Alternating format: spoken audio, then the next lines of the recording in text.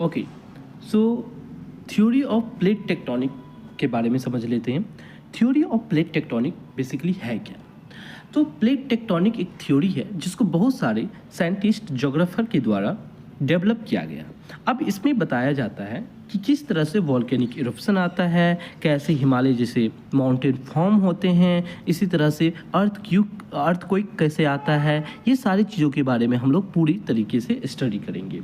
Basically जब theory of plate tectonic बना था, दिया गया था, बहुत सारे जोग्राफर्स के द्वारा मिलके इसको डेवलप किया गया था। लेकिन इसकी ओरिजिन भी है, कैसे ये थ्योरी पहले आई और फिर किस तरह से कन्वर्ट हो गई प्लेट टेक्टोनिक थ्योरी में कन्वर्ट हो गई है, तो वो सारी चीज़ों को हम लोग स्टडी करते हैं। सो हम लोग एक स्टोरी के थ्रू इसको समझने की कोशिश करते हैं। बहुत ही ज़्यादा बेहतरीन कंसेप्ट है, इसको अच्छे तरीके से समझते हैं। बेसिकली एक जोग्राफर हुआ करते थे, उनका नाम क्या था? Alfred Wegener. तो अल्फ्रेड वेगनर जो है 1912 में उसने एक थ्योरी दिया, जिस थ्योरी का क्या नाम था? Continental drift theory. तो क्या नाम था? Continental drift theory. Continental drift theory में उसने बताया कि दुनिया जो है ना, भाई साहब दुनिया है, ये दुनिया जो है ना तैर रही है। सबको लगा है तैर कैसे रही है? वे अगर तैरेगी तो हम लोग को पता नहीं चलेगा क्या? नहीं पता चल रहा है। बोला कैसे, क्या चीज़ें चल रही है, मुझे अच्छे से बताओ। तो उसने बताया, किसने बताया? अल्फ्रेड वेगनर ने बताया कि जहाँ पे हम लोग रह रहे हैं ना, ये बेसिकली जो अर्थ का टुकड़ा जो है, ये बेसिकली इसको हम लोग पेंजिया बोलेंगे। क्या बोलते हैं इसको? हम लोग पेंजिया बोलते हैं। इसको हम लोग क्या बोलते हैं? पेंजिया। ये क्या हो गया? पेंजिया है। और ये जिस पे तैर रही है ना, उसको पेंथालासा सी बोलेंगे। तो बेसिकली पेंथालासा सी क्या है? मोल्टेन मैग्मा है, मोल्टेन रॉक है, जिसको हम लोग मैग्मा बोलते हैं। पढ़े लिखे लोग हैं भाई, मोल्टेन रॉक को मोल्टेन रॉक थोड़ी बोलेंगे, मोल्टेन रॉक को हम लोग मैग्मा बोलेंगे। तो मैग्मा पे तैर क्या रहा है? पेंजिया। वही मैग्मा को क्या हम लोग बोल रहे हैं? तो उस मैग्मा को हम लोग बोलते हैं पेंथालासा सी। तो पेंथालासा सी पे पेंजिया तैर रहा है। बोला ठीक है, समझ में आ गया। बोला जो ये पेंजिया जो है ना, पेंजिया को दो पार्ट में बांट देते हैं। बोला क्या है? दो पार्ट में। कौन कौन पार्ट में बांटोगे? तो बोला कि पेंजिया को दो पार्ट में, नॉर्थ वाले पार्ट को हम लोग बोल देंगे लोरेशिया। क्या बोलेंगे? लोरेशिया। और सेकेंड जो साउथ वाला पार्ट है उसको हम लोग क्या बोलेंगे? गोंडवाना लैंड बोलेंगे। तो नॉर्थ वाला पार्ट लोरेशिया कहलाएगा और साउथ वाला पार्ट क्या कहलाएगा? गोंडवाना लैंड कहलाएगा। बोला लोरेशिया में कौन कौन आ रहा है? तो लोरेशिया में आप देखोगे कि यूरोप वाला आएगा और नॉर्थ अमेरिका, यूरोप वाला कॉन्टिनेंट और नॉर्थ अमेरिका वाला कॉन्टिनेंट आ रहा है। गोंडवाना लैंड में क्या क्या आएगा? अफ्रीका आएगा, इंडिया आएगा, ऑस्ट्रेलिया आएगा और ये साउथ अमेरिका आएगा।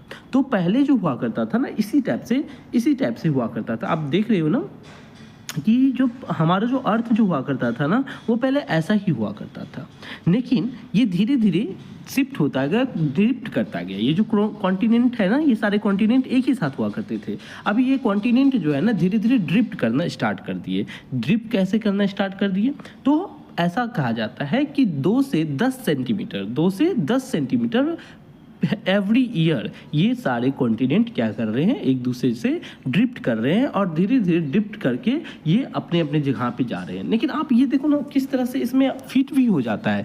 जैसे देखो कितना अच्छे डिज़ाइन, जैसे आप देखो कि ये अफ्रीका हो गया और ये साउथ अमेरिका हो गया। अफ्रीका और साउथ अमेरिका किस तरह से एक दूसरे में फिट भी आ जाता है, उसी तरह से यूरोप हो गया और ये नॉर्थ अमेरिका हो गया, एक दूसरे से पूरे फिट भी आ जाता है। तो इसके एविडेंस भी मिलना स्टार्ट हो गया और लोगों को फिर पता चला कि पूरे कॉन्टिनेंट जो था ना एक साथ ही पहले हुआ करता था और फिर धीरे धीरे वो ड्रिफ्ट करना स्टार्ट कर दिए। लेकिन इससे माउंटेन कैसे फॉर्मेशन हो रहा है और कैसे वॉल्केनिक इरप्शन हो रहा है, कैसे अर्थक्वेक आ रहा है, इस सब का आंसर मिलना मुश्किल लग रहा था।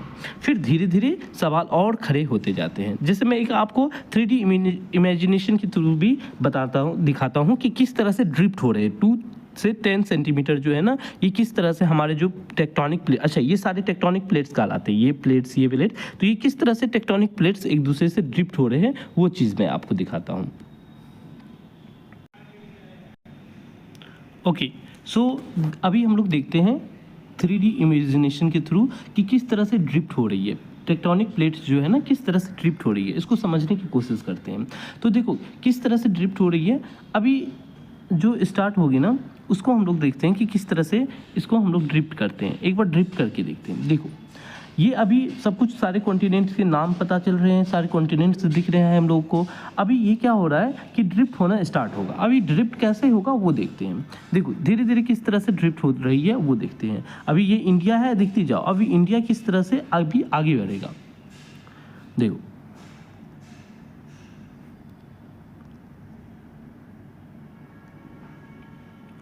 सी दिस, किस तरह से ये एक दूसरे से अलग हो रहे हैं और धीरे धीरे करके ये कई ईयर्स में ये क्या हो रहे हैं, एक दूसरे से ये कॉन्टिनेंट ड्रिफ्ट हो रहे हैं, ड्रिफ्ट होके आगे बढ़ता जा रहा है। ये देखिए किस तरह से जा रहा है। ये अपने साथ एक ग्लेशियर के टुकड़े को भी लेके जा रहा है। तो ये ग्लेशियर के टुकड़े जाके ही क्या बनाएगी, ये बेसिकली एक सी है। ये जो अगर आप देख पा रहे हो ना ऊपर में, जो अगर आप देख पा रहे हो ना, ये टेथिस सी है। तो अब ये टेथिस सी जो है ना बेसिकली क्या दिखाता है, ये आगे जाके लोरेशियन प्लेट से यूरोपियन प्लेट जो है वो यूरोपियन प्लेट से जाके टकराएगी और फिर वहाँ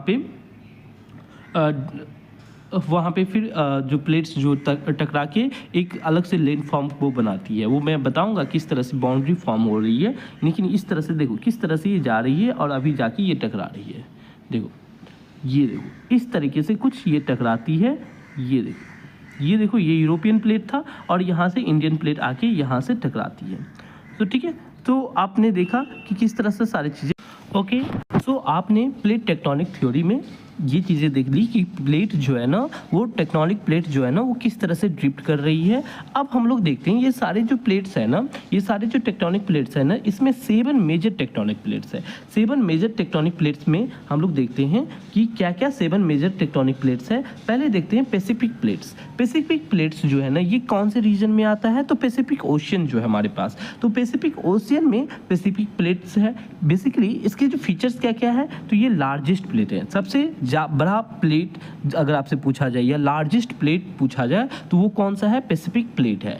और ये फास्टेस्ट मूविंग है और ये बहुत ही स्पीड, जैसे मैंने बताया 2 से 10 सेंटीमीटर एवरी ईयर, तो ये 9-10 के करीब सेंटीमीटर एवरी ईयर ये मूव कर रही है। उसी तरह से नॉर्थ अमेरिकन प्लेट है। नॉर्थ अमेरिकन प्लेट किस रीजन में है, तो नॉर्थ अमेरिका के पास में, जो नॉर्थ अमेरिका के पास में है और नॉर्थ वेस्ट अटलांटिक में है और वेस्टर्न पैसिफिक में इसका रीजन आ जाता है। और यहाँ पे रॉकी माउंटेन है। इसकी फीचर्स क्या है, रॉकी माउंटेन। तो नॉर्थ अमेरिकन प्लेट का जो है फीचर्स क्या है, Rocky Mountain. South American plate है। South American plate South America में आ जाता है और साउथ वेस्ट अटलांटिक में आ जाता है और इसमें एंडीज माउंटेन है। तो याद रखना नॉर्थ अमेरिकन प्लेट में क्या है, रॉकीज माउंटेन, और साउथ अमेरिकन प्लेट में क्या है, एंडीज माउंटेन। तो साउथ अमेरिका में एंडीज, नॉर्थ अमेरिका में रॉकी। बहुत इंपॉर्टेंट है, याद रखना। अगर आपसे पूछा जाए लार्जेस्ट प्लेट तो आपको पैसिफिक बोलना है, और फास्ट मूविंग प्लेट अगर आपसे पूछा जाए तो वो पैसिफिक बोलना है। और रॉकी माउंटेन कहाँ पे है, नॉर्थ अमेरिका में, और एंडीज माउंटेन जो है साउथ अमेरिका में है। ओके,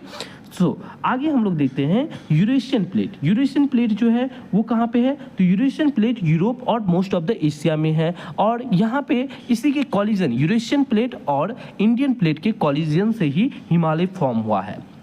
यूरेशियन प्लेट और इंडियन प्लेट के कॉलिजन से क्या फॉर्म हुआ है, हिमालय फॉर्म हुआ है। इसी तरह से अफ्रीकन प्लेट, अफ्रीकन प्लेट जो है अफ्रीका और ईस्टर्न अटलांटिक में है और यहाँ पे ग्रेट रिफ्ट वैली है। यहाँ पे क्या है, ग्रेट रिफ्ट वैली है। आपको बताऊंगा कि ग्रेट रिफ्ट वैली कहाँ पे है, आपको दिखाता हूँ कि ग्रेट रिफ्ट वैली है क्या। बेसिकली ये देखो, ये है अफ्रीका और ये अफ्रीकन कॉन्टिनेंट हो गया। ये अफ्रीकन कॉन्टिनेंट की अगर हम लोग बात करें ना, ये अफ्रीकन कॉन्टिनेंट हो गया। और ये अफ्रीकन कॉन्टिनेंट में क्या है, अफ्रीकन रिफ्ट वैली, जिसको ग्रेट रिफ्ट वैली भी बोलते हैं। अफ्रीकन कॉन्टिनेंट में क्या है, अफ्रीकन रिफ्ट वैली, जिसको ग्रेट रिफ्ट वैली के नाम से भी जाना जाता है। और ये क्या हो रहा है, अब धीरे धीरे यहाँ से ब्रेक करना स्टार्ट कर रहा है। ये रिफ्ट वैली जो है ना, यहाँ से क्या होता जा रहा है, ये ब्रेक करना स्टार्ट हो रहा है और ये ब्रेक करते हुए अपार्ट हो जाएगा। जिस तरह से इंडियन प्लेट अपार्ट हुए, ऑस्ट्रेलियन प्लेट अपार्ट हुए, उसी तरह से ये जो ग्रेट रिफ्ट वैली जो भी है ना, अफ्रीका से अलग हो जाएगा और ये फिर अलग होके बीच में एक रिफ्ट वैली क्रिएट हो जाएगा। तो बेसिकली इसी को हम लोग क्या बोलते हैं, ग्रेट रिफ्ट वैली या अफ्रीकन रिफ्ट वैली बोलते हैं। ओके, नेक्स्ट जो है वो क्या है, ऑस्ट्रेलियन प्लेट। ये क्या है, ऑस्ट्रेलियन प्लेट है, और ऑस्ट्रेलियन प्लेट जो है वो ऑस्ट्रेलिया और इंडियन ओशन में आता है, और ये नॉर्थ ईस्ट डायरेक्शन में फास्टेस्ट मेजर प्लेट है। फास्टेस्ट मेजर प्लेट कौन सा है, ये ऑस्ट्रेलियन प्लेट है। तो ये सारे प्लेट्स के नाम हो गए, जिसमें हम लोग देखें कि कौन कौन 7 मेजर प्लेट्स होते हैं। एक दो प्लेट्स और आ जाते हैं, कौन कौन 2 प्लेट्स हैं, एक है अंटार्कटिक प्लेट्स, एक क्या है, अंटार्कटिक प्लेट्स। अंटार्कटिक प्लेट्स के बारे में अगर हम लोग देखें, अंटार्कटिक प्लेट्स को अगर हम लोग देखें तो अंटार्कटिक प्लेट्स में हम लोग को दिखाता है कि Antarctica and surrounding oceans. Antarctic plate में कौन आ जाता है, अंटार्कटिका एंड सराउंडिंग ओशियंस आ जाते हैं। इसके अलावा इसके नोटेबल फीचर्स में अगर आप देखते हो ना, तो इसमें पूरे आइस से कवर है। अंटार्कटिक क्या है, पूरे आइस से कवर है, जो सबको मालूम है। फिर इंडियन प्लेट आ जाता है, तो इंडियन सब कॉन्टिनेंट और इंडियन ओशियन जो है ये पूरे इंडियन प्लेट के अंदर आता है, और इसमें हिमालय फॉर्म होता है। यूरोशियन प्लेट में भी हम लोग इसका फीचर्स देखिए, और इंडियन प्लेट में भी सेम फीचर्स देखिए। तो इंडियन प्लेट्स और यूरोपियन प्लेट्स दोनों का प्लेट सेम है, लेकिन आपको ध्यान में रखना है कि हिमालयन प्लेट्स में ये सारे आ जाते हैं। तो ये 7 मेजर टेक्टोनिक प्लेट्स है, जो 7 मेजर टेक्टोनिक प्लेट्स है। आपको मैप एक्टिविटी में बोला गया है कि आपको 7 मेजर टेक्टोनिक प्लेट्स को दिखाने के लिए मैप में। ओके, सो पहली बात तो ये हम लोग समझ में आ जाती है। अब हम लोग आगे देखते हैं, और इसमें देखते हैं कि टाइप ऑफ प्लेट बाउंड्रीज। अब ये बहुत ही ज़्यादा इंपॉर्टेंट हो जाता है, यहाँ से आपके क्वेश्चंस बनेंगे। इसको बहुत ही ज़्यादा ध्यान से और बेहतरीन तरीके से समझने की कोशिश करते हैं। पहला हम लोग देखते हैं कन्वर्जेंट बाउंड्री। बेसिकली 3 बाउंड्री होते हैं, तो बेसिकली आपको याद रखना है क्या कि प्लेट बाउंड्री जो होती है ना 3 होते हैं। एक होते हैं कन्वर्जेंट, एक क्या होते हैं कन्वर्जेंट, एक होते हैं डाइवर्जेंट, और एक होता है ट्रांसफॉर्म। क्या होता है, एक कन्वर्जेंट, दूसरा डाइवर्जेंट, और तीसरा क्या होता है, ट्रांसफॉर्म बाउंड्री होता है। उसको समझते हैं कन्वर्जेंट बाउंड्री कैसा होता है। तो कन्वर्जेंट बाउंड्री की अगर हम लोग बात करें ना, तो कन्वर्जेंट बाउंड्री जो होता है ना, उसमें हम लोग देखते हैं कन्वर्जेंट बाउंड्री में पहली बात देखेंगे कि 2 plates collide with each other. अब कन्वर्जेंट बाउंड्री मतलब कन्वर्ज हो रहा है, बेसिकली क्या हो रहा है, कन्वर्ज हो रहा है। तो जब भी कन्वर्ज होगा, इधर से एक प्लेट आएगी और एक प्लेट इधर से आएगी, और दोनों कन्वर्ज होगा, कोलाइड कराएगा। तो पहली बात याद रखना है कि 2 प्लेट्स कोलाइड जहाँ पे होती है उसे कन्वर्जेंट बाउंड्री बोलेंगे। तो पहला पॉइंट ये। दूसरा पॉइंट आपका बोल रहा है if 2 continental plate collides mountain are formed. तो बेसिकली 2 कॉन्टिनेंट प्लेट, जैसे ये भी कॉन्टिनेंटल प्लेट है और ये भी कॉन्टिनेंटल प्लेट है, ये दोनों जब टकराएगी ना, तो उसे हम लोग क्या बोलेंगे, तो वहाँ पे क्या होगा, माउंटेन फॉर्म्ड होगा। वहाँ पे क्या हो रहा है, माउंटेन फॉर्म। जैसे हमारा यूरेशियन प्लेट हो गया और इंडियन प्लेट हो गया। इंडियन प्लेट और यूरेशियन प्लेट जब टकराई ना, तो किसका फॉर्मेशन हुआ, हिमालय का फॉर्म हुआ। तो हिमालय जो है माउंटेन, वो कैसे फॉर्म हुआ, तो 2 कॉन्टिनेंटल प्लेट्स टकराती है, मतलब क्या, कन्वर्जेंट बाउंड्री वहाँ पे फॉर्म होता है। तो आपको ध्यान में रखना है, हिमालय किसकी वजह से बना है, तो हिमालय जो है वो कन्वर्जेंट बाउंड्री की वजह से बना है, जहाँ पे 2 कॉन्टिनेंटल प्लेट जो है एक दूसरे से टकराई। तीसरी बात है, if an oceanic plates meet an continental plates, the heavier oceanic plate sink beneath the lighter continental plate and forming the deep ocean trench. Very good, very important. Basically अगर आप ये देखो ना, ये continental plate है, okay, और ये क्या है, oceanic plate है। अगर ये कॉन्टिनेंटल प्लेट है, ये ओशनिक प्लेट है, तो ऑब्वियस बात है ओशनिक प्लेट जो है वो ज़्यादा हेवियर होता है, वो ज़्यादा भारी होता है कॉन्टिनेंटल प्लेट के मुकाबले। तो ओशनिक प्लेट जो है वो कॉन्टिनेंटल प्लेट के अंदर बेसिकली क्या होता है कि जब भी हेवियर चीज़ और एक लाइटर चीज़ दोनों टकराती है, तो हेवियर चीज़ जो है वो सिंक कर जाती है, जिसको हम लोग ज्योग्राफी की भाषा में सबडक्ट बोलेंगे। क्या बोलेंगे, सिंक नहीं बच्चे, सिंक नहीं, हम लोग क्या बोलेंगे, सबडक्ट। तो बेसिकली ओशियनिक प्लेट जो है वो सबडक्ट कर जाती है, कॉन्टिनेंटल प्लेट्स लाइटर है तो वो ऊपर आ जाती है, तो इससे क्या फॉर्म होता है, ओशियनिक ट्रेंच बनता है। सर ये ट्रेंच क्या होवे, तो ट्रेंच के बारे में समझते हैं कि ट्रेंच क्या होता है, ये दिखाते हैं आपको। ये है ओशियनिक ट्रेंच। ओशियनिक ट्रेंच क्या होता है, ये देख लो आप, ओशियनिक ट्रेंच। ओशियनिक ट्रेंच कैसे बन रहा है, तो ये क्या है, ओशियनिक ट्रेंच। ओशियनिक ट्रेंच कैसे बना, एक कॉन्टिनेंटल प्लेट आया, जी सर कॉन्टिनेंटल प्लेट आ गया, एक ओशियनिक प्लेट आया, एक ओशियनिक प्लेट आ गया। अभी ओशियनिक प्लेट क्या है, हेवियर है, और कॉन्टिनेंटल प्लेट क्या है, लाइटर है, तो हेवियर प्लेट क्या करेगा, अंदर जाएगा। अभी कॉन्टिनेंटल प्लेट के अंदर, तो कॉन्टिनेंटल प्लेट इसके ऊपर रहेगा और ओशियनिक प्लेट इसके अंदर आएगा। तो यहाँ पे जो फॉर्मेशन बनेगा ना, वो फॉर्मेशन क्या कहलाता है, ओशियनिक ट्रेंच कहलाता है। वो फॉर्मेशन क्या कहलाता है, ओशियनिक ट्रेंच कहलाता है। तो समझ में आ गया होगा कि ओशियनिक ट्रेंच क्या होता है।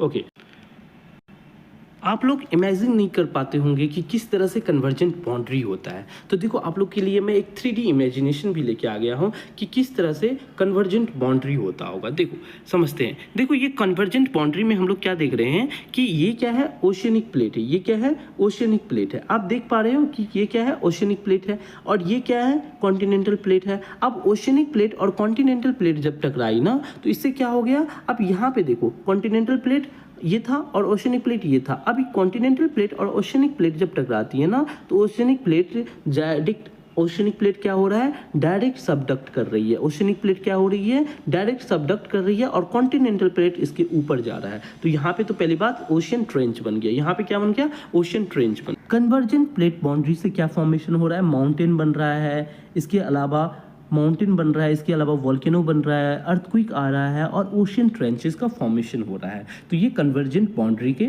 सारे है रिजल्ट। तो अगर आपसे पूछा जाए कि कन्वर्जेंट बाउंड्री के बारे में बताओ, तो कन्वर्जेंट बाउंड्री के बारे में आप बताओगे, जब दो प्लेट्स कोलाइड करता है तो कन्वर्जेंट बाउंड्री फॉर्म होता है। तो बोलेगा कौन दो प्लेट भाई साहब, बोलेगा आप बोलना कि एक कॉन्टिनेंटल प्लेट और एक कॉन्टिनेंटल प्लेट। दो कॉन्टिनेंटल प्लेट्स अगर टकराएगी तो वो हिमालय जैसे माउंटेन फॉर्मेशन करेगा। उसके बाद अगर एक कॉन्टिनेंटल प्लेट और एक ओशियन प्लेट टकराएगी तो वो क्या करेगा, ओशियन ट्रेंच बनाएगा, और इसमें ओशियन प्लेट जो है ना वो सबडक्ट कर जाएगी। सबडक्ट बोलना है, ठीक है। सबडक्ट मतलब कि कॉन्टिनेंटल प्लेट के अंदर चली जाएगी। और कॉन्टिनेंटल प्लेट के अंदर क्यों जाएगी, क्योंकि कॉन्टिनेंटल प्लेट जो है ना वो लाइटर है, और ओशियनिक प्लेट जो है ना वो हेवियर है। और हेवियर चीज़ पहले नीचे चली जाती है, और कॉन्टिनेंटल प्लेट जो लाइटर है वो ऊपर आ जाती है। तो इससे क्या क्या फॉर्मेशन होगा, वोल्केनो फॉर्मेशन होगा, अर्थक्वेक होगा, और ओशियन ट्रेंच बनेगी। ठीक है ना। कन्वर्जेंट प्लेट बाउंड्री आपको सही से समझ में आ जानी चाहिए। अब हम लोग बात करेंगे डाइवर्जेंट प्लेट बाउंड्री। अब डाइवर्जेंट प्लेट बाउंड्री के बारे में बात करते हैं। डाइवर्जेंट प्लेट बाउंड्री होता है क्या।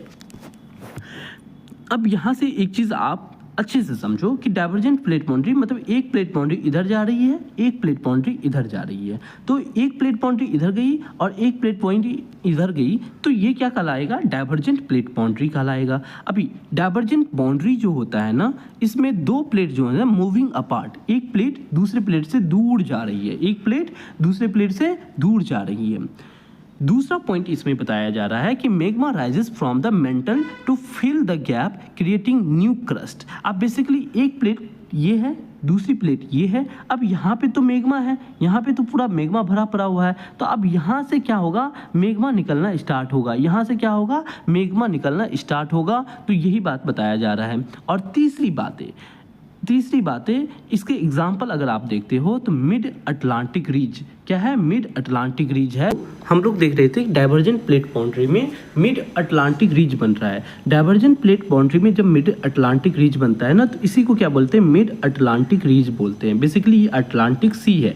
अब अटलांटिक सी जो है ना, इधर देखो साउथ अमेरिका है, इधर देखो नॉर्थ अमेरिका है, और ये नॉर्थ अमेरिका हो गया, ये अफ्रीका हो गया, ये यूरोप हो गया। तो बेसिकली इधर क्या है, एक नॉर्थ अटलांटिक ओशन या साउथ अटलांटिक ओशन, मतलब एक अटलांटिक ओशन है। और अटलांटिक ओशन में क्या बन रहा है, डाइवर्जेंट प्लेट बाउंड्री के कारण, डाइवर्जेंट प्लेट बाउंड्री के कारण क्या बन रहा है, अटलांटिक रिज बन रहा है, मिड अटलांटिक रिज बन रहा है। ओके, सो डाइवर्जेंट प्लेट बाउंड्री से क्या बन रहा है, रिफ्ट वैली बन रहा है। डाइवर्जेंट प्लेट बाउंड्री से क्या बन रहा है, रिफ्ट वैली बन रहा है, मिड ओशियन रिज बन रहा है, और न्यू ओशियन फ्लोर बन रहे हैं। तो याद रखना आप हमेशा कि convergent boundary, convergent plate boundary जो होता है उसे हम लोग बोलते हैं डिस्ट्रक्टिव। कन्वर्जेंट को क्या बोलते हैं, डिस्ट्रक्टिव मतलब क्या, कि डिस्ट्रक्शन हो रहा है, खत्म हो रहा है प्लेट बाउंड्री। जैसे कॉन्टिनेंटल और ओशियन दोनों मिलता है तो ओशियन प्लेट जो है ना वो खत्म हो जाता है, वो मोल्टेन मैग्मा के अंदर चला जाता है। लेकिन अगर हम लोग बात करते हैं कि डाइवर्जेंट प्लेट बाउंड्री, तो डाइवर्जेंट प्लेट बाउंड्री जो होता है उसको कंस्ट्रक्टिव बोलते हैं। कंस्ट्रक्टिव क्यों बोलते हैं? क्योंकि इससे एक नया ओशन फ्लोर बनता है। तो बेसिकली न्यू ओशन फ्लोर किससे बनेगा? डाइवर्जेंट प्लेट बाउंड्री, जिसको हम लोग कंस्ट्रक्टिव प्लेट बाउंड्री भी बोलते हैं। लास्ट प्लेट बाउंड्री जो है हम लोग देखते हैं ट्रांसफॉर्म बाउंड्री। ट्रांसफॉर्म बाउंड्री कैसा होता है भाई साहब? ट्रांसफॉर्म बाउंड्री की अगर हम लोग बात करें ना, तो ट्रांसफॉर्म बाउंड्री के बारे में बात करें तो transform boundary to plates slide horizontally past each other. Basically दो प्लेट्स है, बेसिकली क्या है, दो प्लेट्स है और दो प्लेट्स, ये एक प्लेट हो गया और दूसरा ये प्लेट हो गया। अब एक दूसरे की और ये चलता रहेगा, दो प्लेट्स है और ये दोनों प्लेट्स क्या होती है, चलता रहता है। और इससे क्या होता है, फ्रीक्वेंट पावरफुल अर्थक्वेक आता है। तो हमेशा याद रखना कि ट्रांसफॉर्म बाउंड्री प्लेट से पावरफुल अर्थक्वेक आता है और कुछ नहीं होता है। इसके एग्जांपल क्या है? सेंट एंड्रस फॉल्ट जो है कैलिफोर्निया यूएसए में है। सेंट एंड्रस फॉल्ट ये ट्रांसफॉर्म बाउंड्री के कारण ही बनता है। तो हम लोग देख लिए कि कन्वर्जेंट बाउंड्री कैसा होता है, डाइवर्जेंट बाउंड्री कैसा होता है और ट्रांसफॉर्म बाउंड्री क्या होता है, उसके रिजल्ट को देख लिए। बहुत इंपॉर्टेंट है, आपको ये ध्यान में रखना होगा। नेक्स्ट अगर हम लोग आगे बात करें तो इसके प्लेट टेक्टोनिक के क्या रिलीवेंस है, इससे क्यों हम लोग प्लेट टेक्टोनिक को इतने अच्छे तरीके से स्टडी किए हैं। तो प्लेट टेक्टोनिक के रिलीवेंस ये है कि यहाँ पे अर्थक्वेक एंड वोल्केनो आते हैं। अर्थक्वेक और जो वोल्केनो हमारे दुनिया में आते हैं ना, वो बेसिकली आपको ध्यान में रखना होगा कि अर्थक्वेक और वोल्केनो ये प्लेट टेक्टोनिक थ्योरी को स्टडी करने के बाद ही हम लोग को पता चला कि क्यों आते हैं अर्थक्वेक और वोल्केनो। इसके अलावा so why certain countries face more natural disaster. Basically हम लोग को याद रखना होगा कि जैसे मैंने बताया था कि जापान में जो है बहुत ही ज़्यादा अर्थक्वेक आता है, वॉल्केनिक इरप्शन होता है। क्यों आता है? क्योंकि पैसिफिक रिंग ऑफ फायर, एक क्या बोला जाता है, पैसिफिक रिंग ऑफ फायर, उस पर जापान, इंडोनेशिया और साउथ ईस्टर्न एशियन कंट्री जितने भी है वो सारे पैसिफिक रिंग ऑफ फायर पे है। और जहाँ पे भी पैसिफिक रिंग ऑफ फायर आ जाता है वहाँ पे क्या होगा, बहुत ही ज़्यादा अर्थक्वेक और वोल्केनो इरप्शन होगा। अच्छा, आप बोलोगे सर रिंग ऑफ फायर क्या होता है, कैसा होता है, तो वो मैं आप लोगों को दिखाता हूँ। सो पैसिफिक रिंग ऑफ फायर जो है, इसी को हम लोग क्या बोलते हैं, पैसिफिक रिंग ऑफ फायर। आप देख पा रहे हो कि ये पैसिफिक रिंग ऑफ फायर जो है ना, यहाँ पे कॉन्टिन्यूस वोल्केनो इरप्शन और अर्थक्वेक आते रहते हैं। और ये अर्थक्वेक की वजह से ही क्या होता है, जापान, इंडोनेशिया, यहाँ पे अर्थक्वेक आते रहते हैं समय टू समय। अब बेसिकली आपको ये ध्यान में रखना होगा, पैसिफिक रिंग ऑफ फायर, इसको इसलिए रिंग ऑफ फायर बोला जाता है क्योंकि यहाँ पे बहुत सारे कन्वर्जेंट डाइवर्जेंट बाउंड्री है। और जहाँ पे डाइवर्जेंट कन्वर्जेंट बाउंड्री ज़्यादा होगी ना, वहाँ पे क्या होगा, रिंग ऑफ फायर बन जाएगा और वहाँ पे वोल्केनिक इरप्शन और नेचुरल डिजास्टर के बहुत ही ज़्यादा खतरे रहते हैं। तीसरा जो इसका सबसे इम्पोर्टेंट जो है, तीसरा क्या है इसका, आपको ध्यान में रखना होगा कि explain how the continent once joint and. अभी देखो याद रखना है कि कैसे सारे कॉन्टिनेंट एक साथ थे और ये धीरे धीरे ड्रिफ्ट करते गए। तो ये चीज़ हम लोग को प्लेट टेक्टोनिक पढ़ने के बाद ही पता चलता है। इसके अलावा हम लोग को, साइंटिस्ट को ये हेल्प करता है, प्लेट टेक्टोनिक पढ़ने के बाद हम लोग को ये पता चलता है कि कहाँ पे अर्थक्वेक ज़्यादा आने वाला है, कहाँ पे वोल्केनिक इरप्शन ज़्यादा आ सकता है। तो इससे हम लोग क्या कर सकते हैं, इससे हम लोग डिजास्टर प्रिपेयर्डनेस कर सकते हैं कि डिजास्टर आने से पहले ही हम लोग तैयार हो सकते हैं। ओके, सो ये सारी चीज़ें आप में था और ये सारी चीज़ें जो हम लोग देखे हैं। अच्छा, एक दो इंटरेस्टिंग फैक्ट भी है जो मैंने बता दिया है कि पेंजिया था, पेंजिया जो लैंड पार्ट को पेंजिया बोला जाता है, पेंथलासा सी जो जिस पे पेंजिया तैर रहा है। पेंजिया में दो पार्ट गोंडवाना लैंड और लोरेशिया होता है। लोरेशिया में यूरोप और नॉर्थ अमेरिका आता है। गोंडवाना लैंड में आपका Africa, south America, Australia, India आता है। तो ये पहला पॉइंट बताया गया है। दूसरा जो है ऑस्ट्रेलियन प्लेट की अगर हम लोग बात करें ना, इसको फास्टेस्ट मूविंग प्लेट बोलते हैं। तो ये पर ईयर जो है वो 7 सेंटीमीटर ड्रिफ्ट कर रहा है। तो याद रखना हमेशा, ऑस्ट्रेलियन प्लेट जो है वो 7 सेंटीमीटर पर ईयर ड्रिफ्ट कर रहा है नॉर्थवर्ड की ओर। ठीक है ना, तो इंपॉर्टेंट है, ध्यान में रखना है। नेक्स्ट टॉपिक जो है हम लोग आगे पढ़ेंगे।